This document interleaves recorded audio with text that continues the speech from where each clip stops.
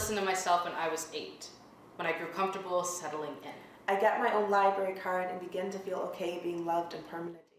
Poetry Saved Our Lives is a series of workshops through Toronto Public Library on poetry and spoken word, led by Desiree McKenzie and Shelley Grace, award-winning spoken word poets. We wanted to become the Hallmark card writers. A lot of youth does it have to rhyme? Does it have to sound like Shakespeare? And I think a huge part of the work that we do is kind of redefining what we know poetry to be and what it can be. Yours traces back to a beautiful tree tickling stars with its branches. I hope you acknowledge the wealth in those roots. How did you come to poetry?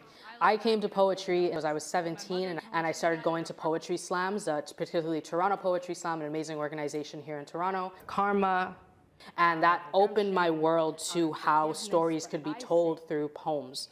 Hung up compassion in the back of their closet. With my poetry, I'm really focused on giving energy to the small stories, the big stories, the medium stories, the voices we don't always hear, and I'm especially focused on working with youth. I think youth are the least advocated for group of people.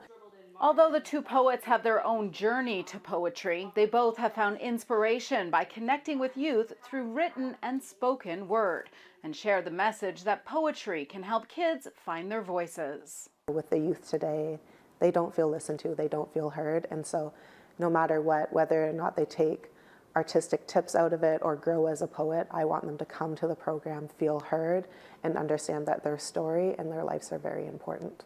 Well, the Poetry Saved Our Lives program at the Toronto Library happens every Wednesday afternoon. It's a drop-in program at just 2 of the branches. You can find the information online. In Toronto, Audra Brown, City News.